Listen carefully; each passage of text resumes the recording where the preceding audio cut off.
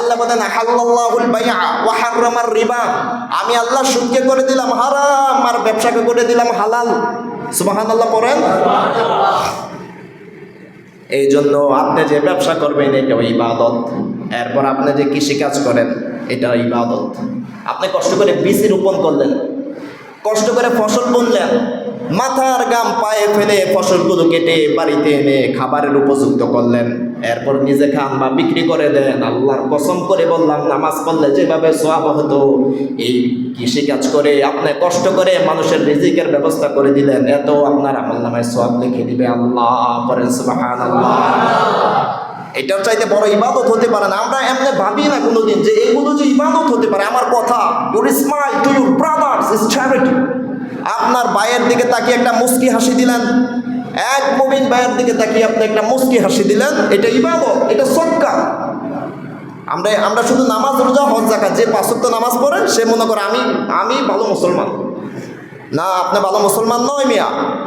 আপনি মসজিদের সেজদা দেন, আবার মাজারও সেজদা দেন, আপনি ভালো মুসলমান হতে পারেননি। আপনি মসজিদে সেজদা দেন, বাইরে গিয়ে মানুষের সাথে খারাপ ব্যবহার করেন, আপনি ভালো মুসলমান নয়। আপনি মসজিদে নামাজ পড়েন, ওইখানে বসে ইমাম সাহেবের গীবত গান, আপনি ভালো মুসলমান নয়। আপনি মসজিদে নামাজ পড়ে সুদের ব্যবসা করেন, আপনি ভালো মুসলমান নয়। আমার এই অ্যাক্টিভিটিস, আমার সব কর্মকাণ্ডগুলো ইবাদত, যদি এটা নবীর সুন্নত অনুযায়ী আমি একটু করতে পারি। এই যে আপনারা ফজর নামাজ পড়েন কষ্ট করে, এরপর বাসায় গিয়ে দুধ দহন করেন না করুন, এই দুধ দহন করা ইবাদত। আপনি যখন দুধ বিক্রি করবেন, দুধের সাথে পানি মিক্স করেন না, হয়ে যাবে ইবাদত। আর যখনই দুধের সাথে পানি মিক্স করে দিবেন, এইটা আর আল্লাহর ইবাদত হবে না, এটা হবে শয়তানের ইবাদত। ঠিক কিনা? এই দেখেন, একটা কাজ, আমি দুধ বিক্রি করব, এটা আমি চাইলে ইবাদত বানাতে পারি। এইটা বুঝলাই আমি টাকা নিব, আমি খাবো, আমি সব করব, কিন্তু সওয়াব আমারই আবার হবে। আবার আমি চাইলে এটার ভিতরে পানি মিক্স করে গুনাহ কামাইলাম।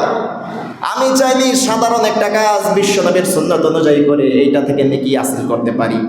আবার আমি চাইলে এই কাজটার ভিতরে অন্যায় ঢুকিয়ে, জুলুম ঢুকিয়ে এই কাজটার ভিতরে আমি গুনাহ অর্জন করতে পারি। এই জন্য আমার সাধারণ থেকে সাধারণ সবগুলো কাজই আমার ইবাদত। আমরা ওইভাবে এগুলো চিন্তা করি না। আপনি মেম্বার এলাকার, আপনি চেয়ারম্যান, সুন্দরভাবে সমাজটা চালান। গরিব মানুষের চালগুলো এনে পুকুরে ফেলে দিয়েন না। গরিব মানুষের ডালগুলো এনে, তেলগুলো এনে খাটের নিচে বোঝাই করে রাখেন না, গরিব মানুষের হাতে পৌঁছে দেন, এটা হয়ে যাবে ইবাদত। আপনি মেম্বার অফ দ্য পার্লামেন্ট, যে খাতের জন্য যত টাকা ধার্য করা হয় ওই খাতে এনে খরচ করে দেন। আল্লাহর কসম, একজন চেয়ারম্যান, একজন মেম্বারের চাইতে বড় ইবাদতকারী আর কেউ হতে পারে না। কিন্তু আমাদের সব চেয়ারম্যান আর মেম্বার এখন হয়ে গেছে দুনিয়ালোভী। গরিব মানুষের টাকা খায়, নিজেরটা তো খাই, গরিব মানুষের পেটে লাথি মেরে গরিব মানুষের গুলো খায়। ঠিক কিনা? এগুলো ইবাদত হবে না। আপনি এই কাজগুলো যদি বিশ্বনবীর সুন্নত অনুযায়ী একটু করতে পারেন, আপনার জান্নাতের গ্যারান্টি দিয়েছেন রহমাতাল লিল আলামিন। আমার যে কোনো কাজটাই আমি যদি হকের সাথে বাতিলকে মিশ্রিত করে না দেই, এটা হয়ে যাবে ইবাদত। এই জন্য আল্লাহ বলেন, ওয়ালা তালবিসুল হাক্কা বিল বাতিল ওয়া তাকতুমুল হাক্কা ওয়া আনতুম তা'লামুন। খবরদার, তোমরা হকের সাথে বাতিলকে মিশ্রিত করে দিও না। কারণ হক বাতিল কোনোদিন এক হতে পারে না। মৃত আর জীবিত যেভাবে এক হতে পারে না, কালো আর অন্ধকার যেভাবে এক হতে পারে না, দিন আর রাত যেভাবে এক হতে পারে না, আল্লাহর হক আর বাতিল কোনোদিন এক হতে পারে না। হক আর বাতিল কোনোদিন এক হতে পারে না। তাহলে সম্মানিত ভাইরা, এইটুকু আলোচনা থেকে আমরা যা বুঝতে পারলাম, আমার প্রতিদিনের ঘুম থেকে উঠে সব কিছু আমার ইবাদত। যদি ওই কাজের ভিতরে আমি ইহসান করতে পারি, ইহসান। এক সাহাবা গরু কুরবানি দেয়, এসে বলল, ইয়া রাসূলুল্লাহ ওয়া ইয়া হাবিবাল্লাহ, আমি তো গরু কুরবানি দেই, আল্লাহ এটা আমার জন্য হালাল করেছেন, কিন্তু আমার বড্ড কষ্ট হয় গরুর দিকে তাকালে। বিশ্বনবী বললেন, ও আমার সাহাবা, এই যে তোমার হৃদয়ের ভিতরে কষ্ট থাকে, এতেও তুমি সওয়াব পাবা। আবার বিশ্বনবী বললেন, কোন মুমিন বান্দার হাতে শরীরে যদি একটা কাঁটা ফুটে, ওই একটা কাঁটার ফুটার কারণে আল্লাহ একটা নেকি লিখে দেন। পড়েন সুবহানাল্লাহ। কত ফজিলত! আর মুমিন বান্দার যে আল্লাহ কত কত সুযোগ সুবিধা দিয়েছেন। আমরা একটা নেক করলে আল্লাহ বলেন 10টা আমি আরো দিয়ে দিলাম, 1 আর 10 টোটাল 11টা নেকি আমার আমলনামায় জমে যায়। তাহলে একটু আওয়াজ করে বলেন তো, ইবাদত হবে কার? একটু বলেন না, ইবাদত হবে কার? ওই আল্লাহ বলেন, ইন্নাল্লাহা রাব্বি ওয়া রাব্বুকুম ফা'বুদু, হাদা সিরাতুম মুস্তাকিম। ও নবী, আপনি বলে দেন আল্লাহ আমার রব, আল্লাহ তোমাদেরও রব, ওই আল্লাহর ইবাদত করো।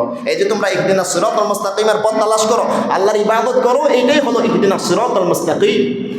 আমার আল্লাহ বলেন ইন্নানি আনাল্লাহ, আমি হলাম আল্লাহ, লা ইলাহা ইল্লা আনা, আমি ছাড়া কোনো ইলাহ নাই, ফা'বুদুনি, তোমরা শুধু আমার ইবাদত করো।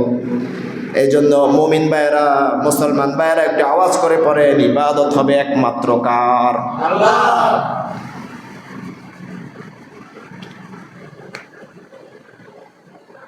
আমরা আল্লাহর ইবাদত করতে চাই, শয়তানের ইবাদত করতে চাই নাকি?